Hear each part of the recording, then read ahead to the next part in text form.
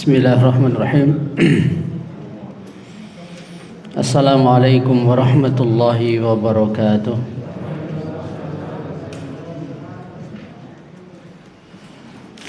Innal hamdalillah nahmaduhu wa nasta'inuhu wa nastaghfiruh wa na'udzu billahi min shururi anfusina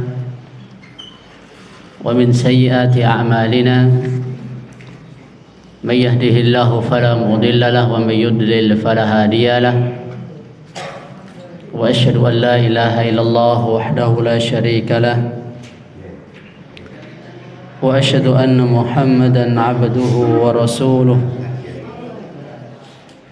يا أيها الذين آمنوا اتقوا الله حق تقاته ولا تموتن إلا وأنتم مسلمون يا أيها الناس اتقوا ربكم الذي خلقكم من نفس واحدة وخلق منها زوجها وبث منهما رجالا كثيرا ونساء واتقوا الله الذي تساءلون به والأرحام إن الله كان عليكم رقيبا يا أيها الذين آمنوا اتقوا الله وقولوا قولا سديدا يصلح لكم أعمالكم ويغفر لكم ذنوبكم ومن يطع الله ورسوله فقد فاز فوزا عظيما أما بعد فإن أصدق الحديث كتاب الله وخير الهدي هدي محمد صلى الله عليه وسلم وشر الأمور محدثاتها فإن كل محدثة في الدين بدعة وكل بدعة ضلالة وكل ضلالة في النار. Ma'asyiral muslimin, Bapak Ibu rahimanallah wa iyyakum wa rahimani wa rahimakumullah jami'an. Pada malam yang berbahagia ini, marilah kita isi terlebih dahulu untuk menyampaikan puji syukur kita kepada Allah Subhanahu wa taala, yang mana nikmat yang Allah berikan kepada kita senantiasa berulang dan berulang. Tentunya syukur yang kita berikan kepada Allah pun juga berulang dan berulang. Tak cukup sekali, dua kali, tiga kali kita sampaikan syukur kepada Allah.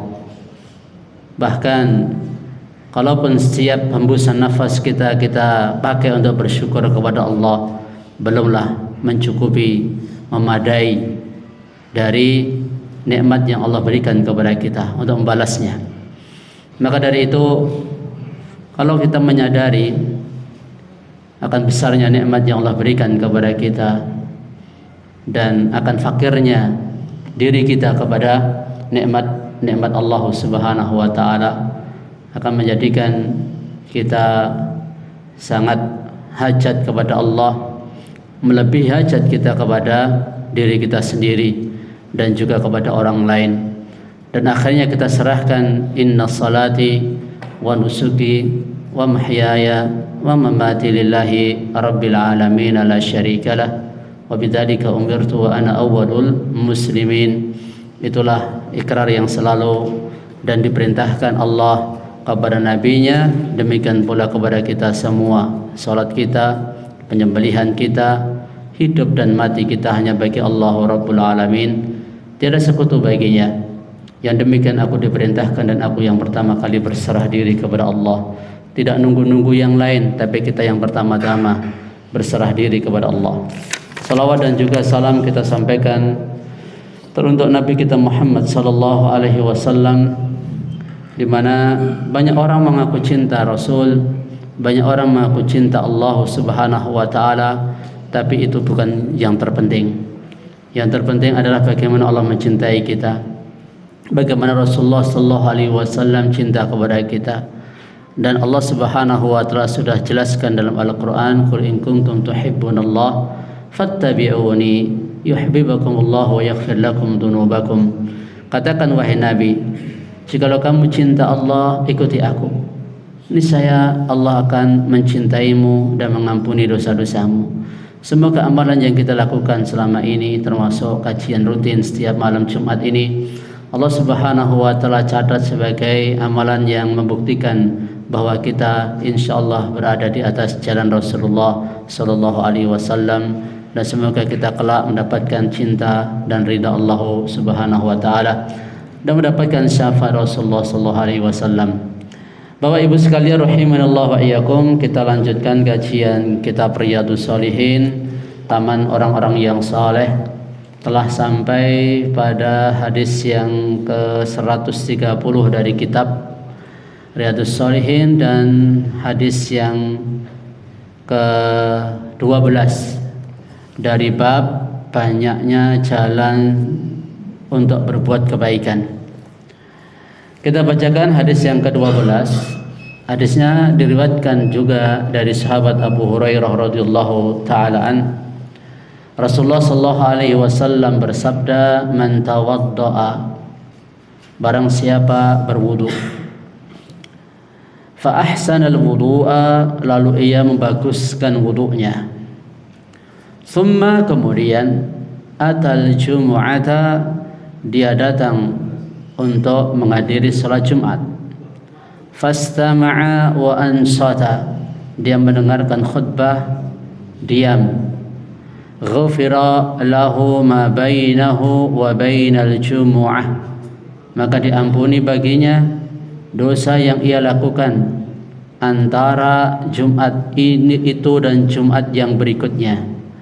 Wa ziyadatu thalathati ayyam, masih ditambah lagi 3 hari, yaitu 10 hari, diampuni dosanya 10 hari. Wa man massal hasa faqad lagha, dan barang siapa yang bermain menyentuh kerikil, sungguh dia telah berbuat sia-sia. Hadis sahih diriwayatkan oleh Imam Muslim. Bapak Ibu sekalian rahimanallahu wa iyyakum, hadis ini memberikan petunjuk baru kepada kita semua untuk mendapatkan ampunan Allah, dan termasuk jalan kebaikan ialah pertama wudu, di mana wudu ini termasuk mensucikan lahiriah kita dan juga batiniah kita. Nanti lebih jelas kita bacakan hadis yang ke-13 ya, atau sekalian kita bacakan hadis yang ke-13. Nabi sallallahu alaihi wasallam bersabda, idza tawadda al-'abdul muslimu, bila seorang hamba muslim wudu, awil mu'min, atau seorang hamba mukmin itu berwudu, faghasala wajhahu, lalu ia membasuh wajahnya, kharaja min wajhihi kullu khati'atin nadhara ilaiha bi'ainaihi ma'al ma',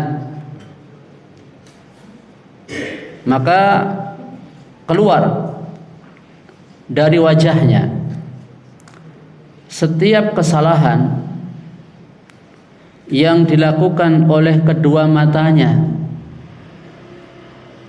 dengan memandang bersamaan dengan air wudu yang ia pakai, au ma'a akhiri qatril ma', atau bersamaan akhir tetesan air wudunya. Faida khasala yadaihi, bila ia membasuh kedua tangannya, kharaja min yadaihi, maka keluar dari kedua tangannya kullu khati'ah,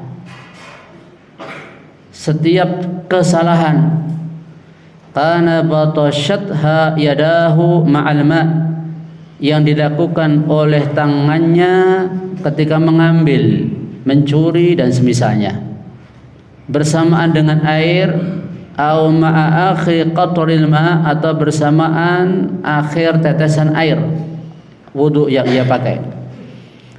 Fa idza ghassala rajlaihi, bila ia membasuh kedua kakinya, kharajat kullu khati'atin masyatha rijlahu, maka keluar setiap kesalahan yang dilakukan kedua kakinya ketika berjalan, apakah berjalan untuk kebaikan atau keburukan atau yang lainnya dari kesalahan yang dilakukan oleh kedua kaki.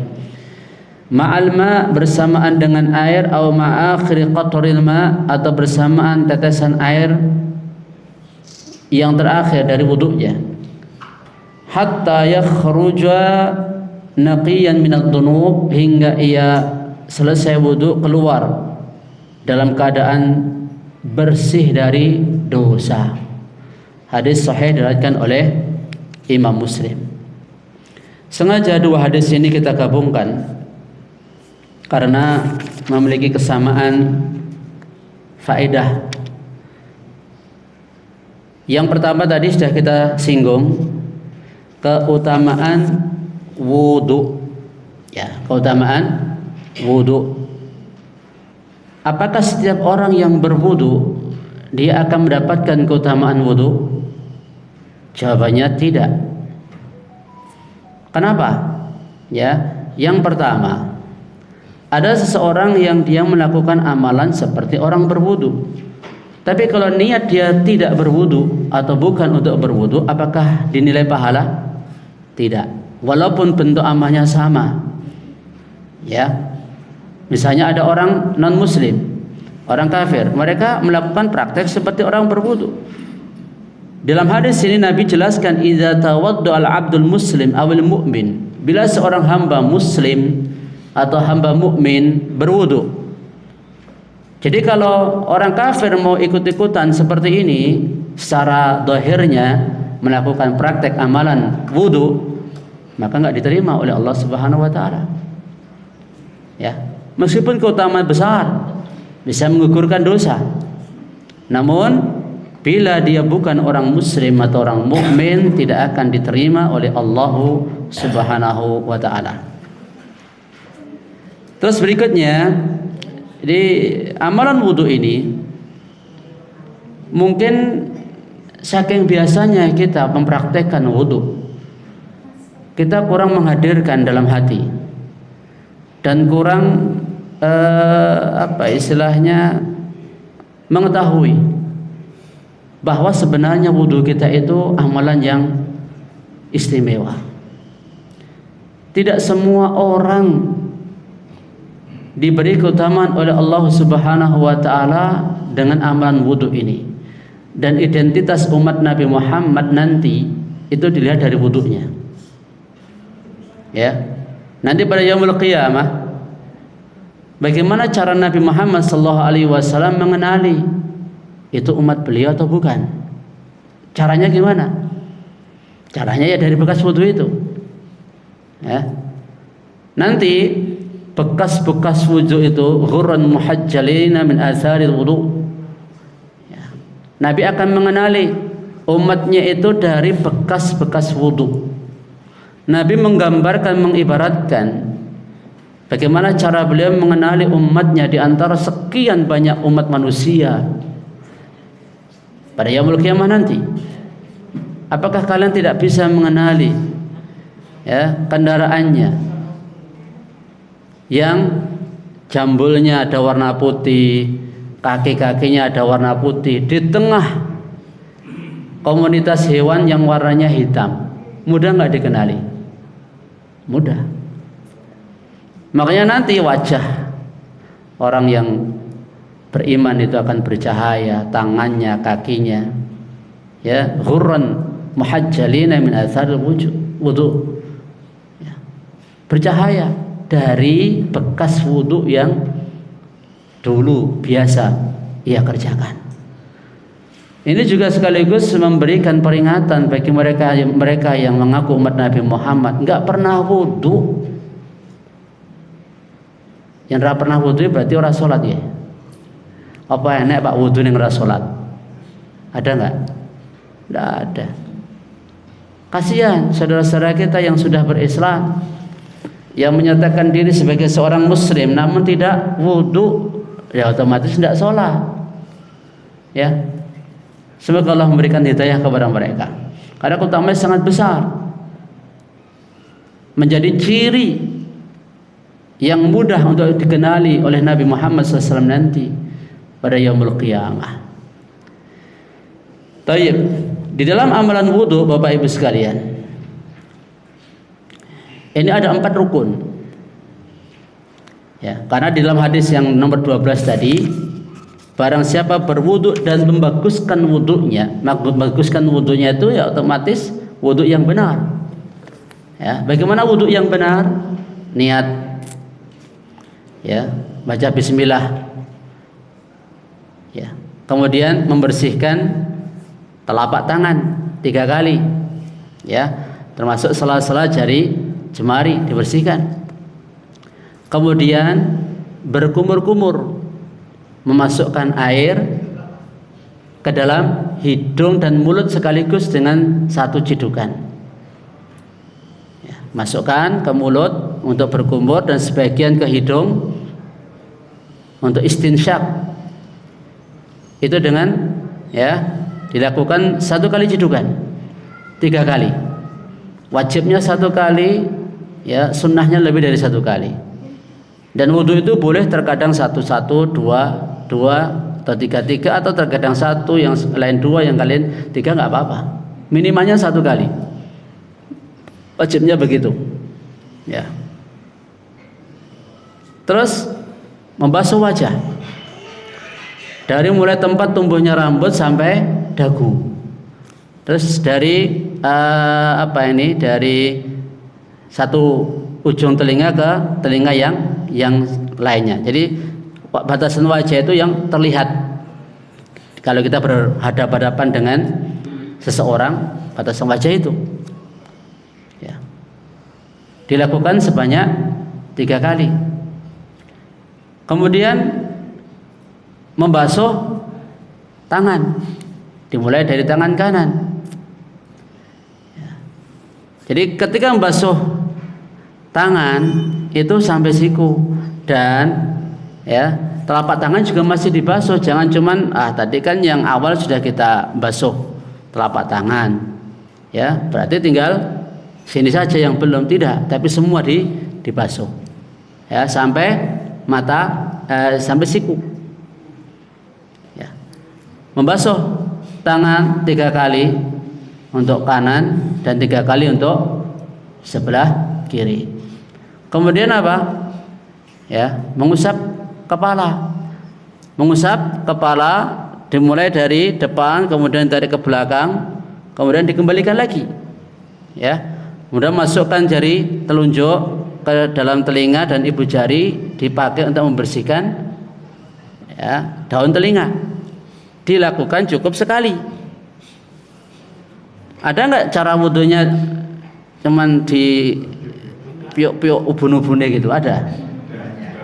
Ya, itu kalau kita tengok hadisnya nggak seperti itu. Ya. Terus setelah itu apa? Membasuh kaki. Dan perhatikan, ketika membasuh kaki, kadang orang ketika membasuh kaki itu saking cepetnya wes rampung. Ya, perhatikan tumit.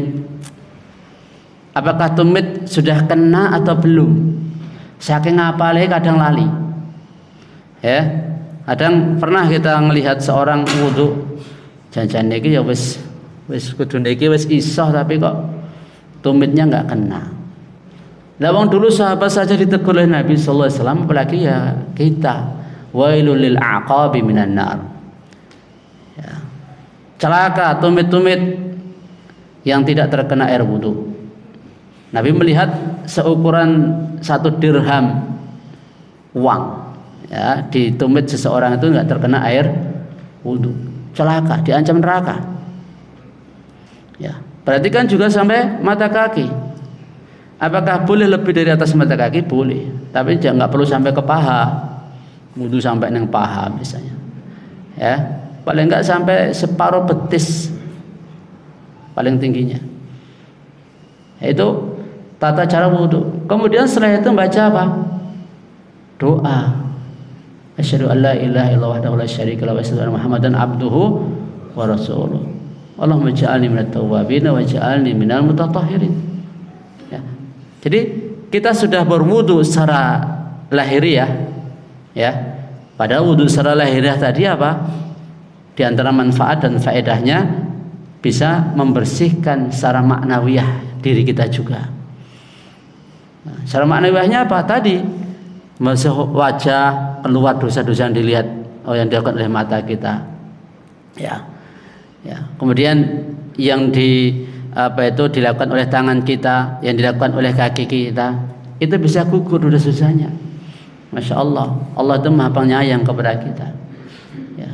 Mungkin setiap waktu, setiap saat kita berbuat dosa. Mungkin setiap kita keluar rumah, mata kita nggak bisa lepas dari dosa. Mungkin setiap kali kita beraktivitas, bekerja, entah itu di kantor, entah itu di pasar, entah itu di mana kita berada, tidak bisa lepas dari perbuatan dosa. Misalnya, maka Allah maha penyayang kepada kita. Allah maha pengasih kepada kita. Allah memberikan pintu-pintu, sebab-sebab, sarana-sarana, amalan-amalan yang bisa digunakan untuk menghapus dosa-dosa kita. Sebab apa Bapak Ibu sekalian?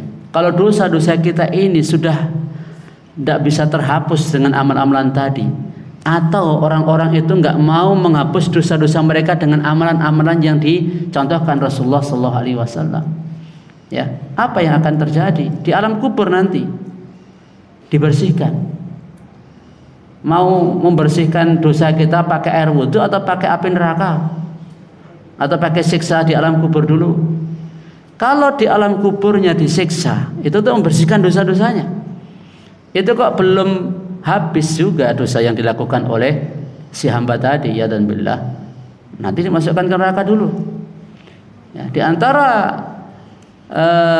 tujuan atau di antara hikmah Allah menyiksa hamba terlebih dahulu ke dalam neraka kalau dia seorang hamba yang soleh, misalnya seorang ahli tauhid, ya, itu supaya apa? Bersih dulu dosa-dosanya, ya. Dan nanti kalau sudah bersih, baru dipersilahkan masuk surga. Makanya surga itu bukan untuk sembarang orang. Yauma la yanfa'u malun wala banun illa man atallaha biqalbin salim. Pada hari tidak manfaat harta dan anak kecuali orang yang datang kepada Allah dengan hati yang selamat. Maka selamatkan dulu hati kita, selamatkan dulu ya jiwa kita, diri kita ini dari dosa-dosa, dari kesalahan-kesalahan. Dan sudah sampai nomor 13, pintu-pintu kebaikan dan sarana-sarana berbuat kebaikan yang dicontohkan di dalam agama kita. Ya. Mungkin orang menganggap sepele masalah wudu, tapi kalau dikupas, kalau dibahas secara panjang dan lebar, wudu ini merupakan amalan yang istimewa. Ya. Wudu ini merupakan amalan yang istimewa. Bahkan Nabi Shallallahu Alaihi Wasallam melihat Bilal di surga. Beliau mendengar suara ya terumpahnya Bilal di depan beliau di surga. Apa amalan istimewa yang dilakukan oleh Bilal? Tidaklah beliau di waktu siang ataupun malam, ya, yang dimudahkan oleh Allah untuk beliau lakukan. Beliau berwudu dan sholat sesuai dengan yang Allah tetapkan untuk beliau.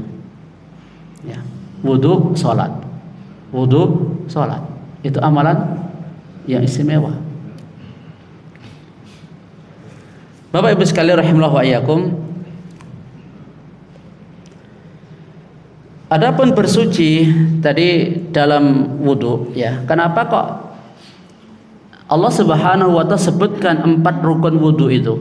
ya alladzina amanu idza qumtum ila shalah faghsilu wujuhakum wa aydiyakum ila al-marafiq wamsahu bi ru'usikum wa arjulakum ila ka'bain. Kenapa disebutkan 4 ini? Ya, wajah, tangan, ya, kepala, kaki. Karena ini yang biasa dipakai manusia untuk berbuat maksiat. Ya.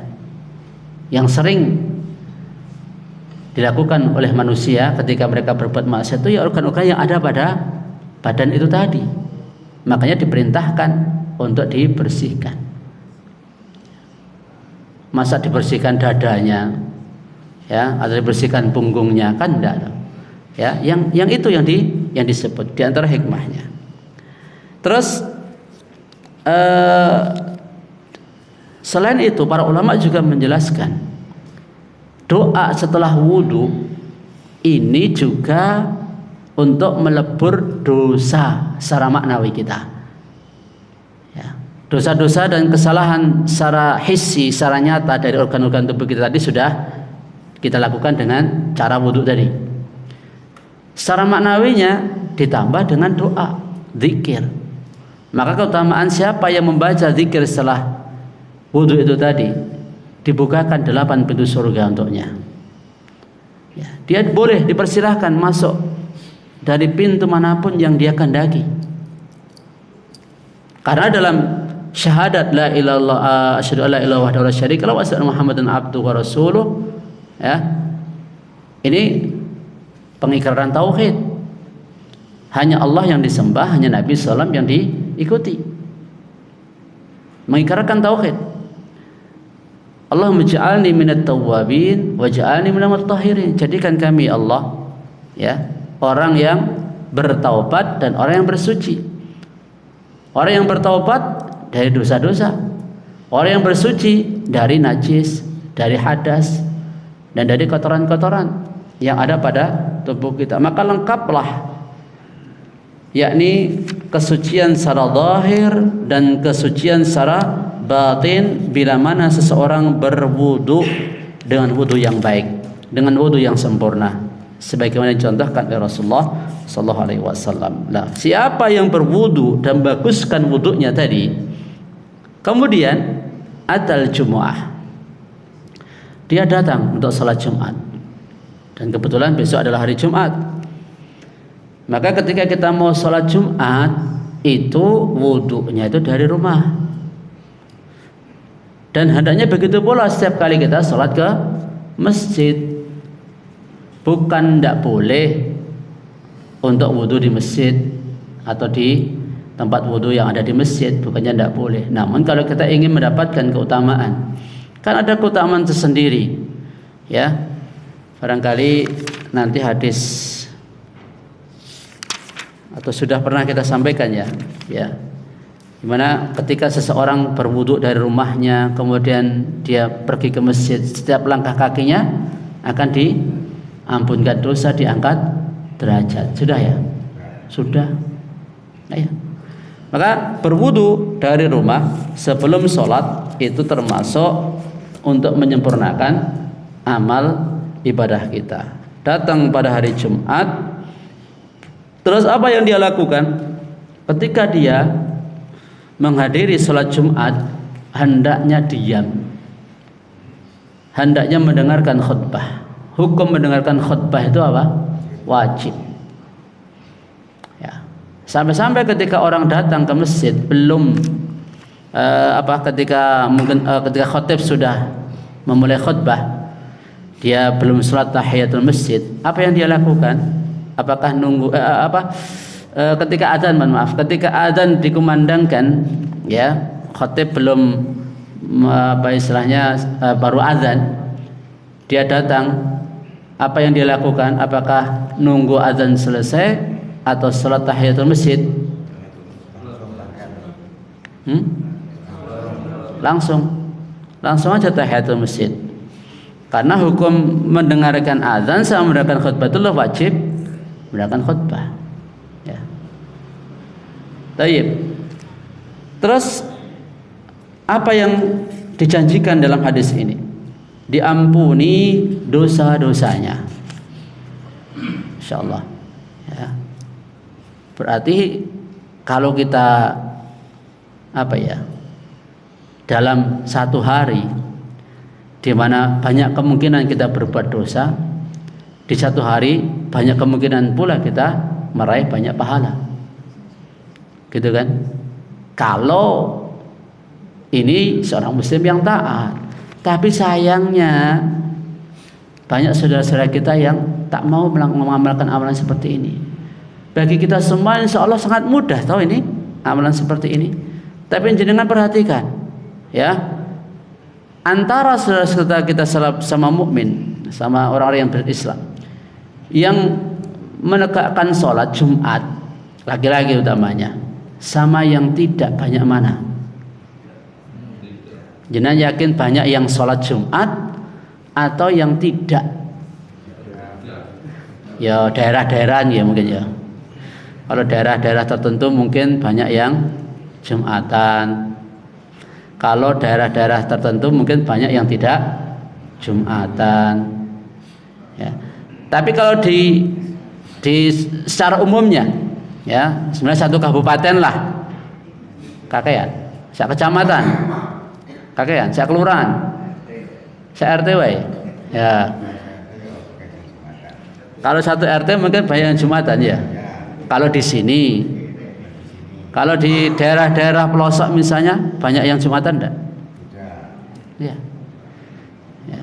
Ini saja Bapak Ibu sekalian, ya. Ini masa-masa yang kita alami sekarang ini, alhamdulillah banyak kesadaran. Dulu tahun-tahun 90-an itu kan sedikit yang sholat Jumat, tapi alhamdulillah sekarang banyak. Ini saja masih banyak saudara-saudara kita yang belum sholat Jumat. Ya. Dan rata-rata banyak dari para pemuda yang malah nggak Jumatan gitu loh. Banyak. Maka ya kelihatannya sepele, ya, dan bagi kita mungkin ini udah biasa kita lakukan. Tapi ini memberikan petunjuk kepada kita semua. Pentingnya kita memberikan penyadaran kepada saudara-saudara kita. Agama ini bukan untuk kita tapi untuk saudara-saudara kita yang belum mengamalkan seperti yang disebutkan dalam ini. Kasihan mereka. Ya.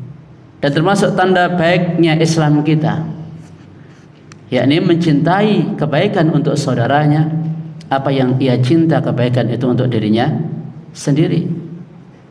Ya. Mencintai bagi saudaranya apa yang ia cinta bagi dirinya sendiri. Terus diampuni dosanya sampai Jumat berikutnya, bahkan ditambah 3 hari. Apa faedahnya di sini? Faedahnya, satu amal kebaikan Allah lipatkan 10 kali lipat. Ya. Kan sebenarnya diampuninya dosa itu kan ketika kita melakukan amalan itu, misalnya kita sholat, diampuni sholat kita kan pas kita melaksanakan sholat itu kan bisa mengampuni dosa kita. Tapi Allah berikan kelipatan lagi. Walaupun besok dalam konteks Jumat ini ya, apakah besok masih ada Jumat? Enggak. Besoknya lagi ada Jumat? Enggak. Tapi Allah berikan ampunan selama 10 hari ke depan. Kalau Nabi Muhammad diampuni ma taqaddama min dzambi wa ma ta'akhkhar, diampuni dosa yang telah lalu maupun yang akan datang. Kita yang akan datang sudah diberi pengampunan 10 hari ke depan. Tapi yojo terus kesempatan, dua celengan ampunan, terus bermudah-mudahan untuk berbuat dosa ya tidak. Bahkan nanti ada yang lebih lagi ya, as-salawatul khams wal jumu'ah ila jumu'ah wa ramadan ila ramadan mukaffiratun lima bainahunna idza ujtunibatil kaba'ir. Hadis yang ke-14. Salat 5 waktu. Ya, duhur, asar ke asar, asar ke maghrib, maghrib ke isya, isya ke subuh, subuh ke duhur. Ini salat 5 waktu. Jumat ke Jumat berikutnya, Jumat besok ke Jumat yang besoknya lagi. Wa Ramadan ila Ramadan, Ramadan ya besok sampai Ramadan yang berikutnya itu melebur dosa. dosa-dosa yang dilakukan antara waktu-waktu itu tadi. Wah, ini lebih dahsyat lagi ini. Keutamaan 1 sholat, 2 Jumat, 3 Ramadan. Ya, lebih dahsyat ini. Ada pengampunan dosa harian dengan sholat. Ada pengampunan dosa pekanan dengan Jumat. Ada pengampunan dosa tahunan dengan Ramadan. Ibadah di bulan Ramadan. Nah, ini termasuk keutamaan yang sangat besar. Ditambah lagi, ya, karena ini hadisnya mirip-mirip, kita gabung-gabungkan saja, ya. Nabi SAW juga mengatakan pada hadis yang ke-15, ala adullukum ala ma yamhullahu bil khataya wa yarfa'u bihi darajat. Maukah kalian aku beritahu sesuatu yang dengannya Allah akan menghapuskan dosa dan mengangkat derajat. Hapus dosanya, angkat derajatnya. Amalan apa itu? Ditanya oleh Nabi SAW. Para sahabat menjawab, bala ya Rasulullah. Tentu saja wahai Rasulullah. Nabi mengatakan isbaghul wudu 'alal makarih. Menyempurnakan wudu di saat-saat berat, sulit, susah menyempurnakan wudu saat itu. Wa kasratul khutwa ilal masajid, memperbanyak langkah ke masjid. Wa intidharus sholati ba'da shalah, dan menunggu satu salat ke salat berikutnya. Fadzalikumur ribat, fadzalikumur ribat. Itulah, ya, berjaga-jaga di tapal batas, ya, berjaga-jaga dalam jihad fisabilillah. Jadi tadi kita sudah sebutkan jalan kebaikan itu wudu. Dengan apa? Membaguskan wudu atau wudu yang sempurna. Kemudian yang kedua, bahwa wudu itu ternyata bisa menghapuskan dosa secara hissi dan maknawi kita, membersihkan lahir batin kita. Kemudian yang ketiga, sholat, ya, karena wudu erat kaitannya dengan sholat. Dan apakah boleh seseorang itu wudu kemudian dia nggak sholat? Boleh nggak? Boleh. Ya, karena termasuk ciri orang beriman, ya, yakni menjaga wudu. La yuhafidhu 'alal wudu ilal mu'min. Tidak menjaga wudu melainkan seorang mukmin. Jadi kita ingin selalu hari-hari kita itu dalam keadaan suci terus. Boleh kita menjaga, ya, diri kita supaya selalu dalam keadaan suci. Ya. Kemudian salat 5 waktu, berjalan ke masjid, ya, banyak banget ini peluang-peluang atau jalan-jalan kebaikan yang ditunjukkan dalam beberapa hadis ini tadi. Berjalan ke masjid itu juga termasuk pintu kebaikan, bisa menghapus dosa, mengangkat derajat. Apa bedanya antara berwudu saat kondisi berat dengan membaguskan wudu? Apa bedanya? Kalau membaguskan wudu kan dalam kondisi normal. Dalam kondisi yang sulit, contohnya seperti misalnya sangat dingin. Jenengan kalau kondisi sangat dingin, nyekel banyu wis apa? Wis semengkrang ngono lho. Arep menyempurnakan wudu angel mboten? Berat. Ketika Anda mampu, ya, ini terutama daerah-daerah yang pegunungan sana mungkin tiap hari bisa ngamalkan hadis ini. Atau ketika cuaca pas lagi dingin di tempat kita, ya, berdiding misalnya, ya, mungkin kita bisa mendapatkan keutamaan ini. Ya, makanya inilah sempurnanya agama Islam, di banyak tempat kaum muslim itu bisa mendapatkan pahala. Ya. Terus menunggu sholat sampai sholat berikutnya, ini juga amalan yang bisa mengangkat derajat, menghapuskan dosa. Kenapa Nabi SAW sebutkan ini ribat? Ya, wudu, banyak berjalan ke masjid, menunggu sholat. Kenapa ini disebut ribat? Ribat itu kan dalam jihad. Ribat itu orang berjaga-jaga. Kalau musuh datang menyerang, maka kaum muslimin yang berjaga-jaga itu namanya ribat. Dan pahala orang yang berjaga-jaga, ribat fisabilillah itu nggak akan tersentuh api neraka. Ya, insya Allah kalau syaratnya terpenuhi, maka orang-orang yang tidak mampu menjalankan ini otomatis dia nggak akan bisa untuk ribat dalam konteks jihad fisabilillah. Ya. Berarti kalau kita sekarang tidak berperang dalam konteks perang fisabilillah, lah ini ribat kita di sini. Menyempurnakan wudhu, banyak jalan ke masjid, nunggu sholat. Itu ribat. Kalau kita sudah biasa kayak begitu, insya Allah kalau suatu saat Allah menakdirkan terjadi peperangan, ya kita sudah biasa dengan seperti itu, biasa di atas ketaatan gitu loh. Kalau orang itu sudah biasa di atas ketaatan, insya Allah ya dia orang-orang yang dengan lewat perantara dia Allah akan memuliakan agama ini.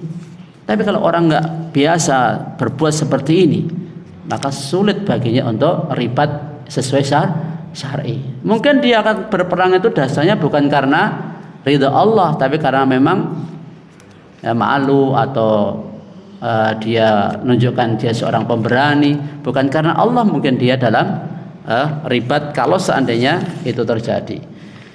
Terus yang terakhir, yakni di dalam dia mendengarkan khutbah, ya Nabi sedang mengatakan waman massal hasa faqad lagha. Siapa yang menyentuh hasa, yaitu dulu kan di Masjid Nabawi itu kan nggak kayak begini ada karpet-karpet ini enggak, tapi kerikil kecil. Ya, kerikil kecil. Mungkin nyentuh mainan atau mainan jam atau mainan pulpen. Gimana kalau nyatet ceramah? Ya, ini termasuk lagu. Ya, termasuklah lagu. Makna lagu oleh Syekh Muhammad bin Shalih Al-Utsaimin, ya, yakni fatahu ajrul jumu'ah. Dia kehilangan pahala Jumat. Ya, jadi ini bahaya ini. Bisa-bisa Jumatnya nggak berpahala. Dan terus bagaimana kalau ngedarkan kotak infak? Ya sebaiknya ketika khotib sedang berkhutbah tidak mengedarkan kotak infak. Ya, karena ini termasuk nyentuh kerikil saja itu bisa lagu. Bagaimana kalau apalagi kalau rodone kotak itu wanune kotak abot rame-rame. Ya. Ada kan yang kotaknya kadang mejen, enak rodone ini mejen. Atau kadang kotaknya kuabot harus diangkat, atau kadang jaraknya rada jauh, ya malah kadang ada yang berjalan, atau kadang malah ayo ya diuterke gitu. Padahal berkata kepada temannya, Nabi mengatakan walladzi yaqulu lahu ansit, ya orang yang mengatakan diam, ya itu aja juga terhitung lagha. Terhitunglah lagha. Mana enggak? Nah, itu aja terhitung lagha. Maka ini bukan masalah sepele, karena Nabi sallallahu alaihi wasallam sudah memberitahu kita. Ini menunjukkan betapa pentingnya mendengarkan khutbah. Dan terus gimana kalau fenomena di banyak masjid kaum muslimin itu yang pas khutbah kuwi do angler, ya tidur, banyak nggak itu? Apa mana yang khutbahnya kurang menggairahkan, ya kurang bisa, materinya juga kurang menarik, suaranya juga ora patek jelas, ya mic-nya juga sound systemnya wis tinggal tidur. Ya itu banyak itu terjadi banyak. Ya, boleh ketika ngantuk misalnya kita melakukan sesuatu hal. Kalau Syekh Utsaimin membolehkan, ya membolehkan saat ngantuk, ya itu karena hajat. Pakai siwak misalnya, bersiwak boleh untuk mengusir kantuk karena ada hajat. Wallahu ta'ala alam bisawab. Ini yang bisa saya sampaikan pada pertemuan malam hari ini. Ada 4 hadis yang kita baca sekaligus, ya hadis yang ke-12, 13, 14 dan 15 karena maknanya berdekatan. Demikian yang bisa saya sampaikan, wallahu taala alam bisawab. Subhanakallah bihamdika asyhadu an la ilaha illa anta astaghfiruka wa atubu ilaik. Assalamualaikum warahmatullahi wabarakatuh.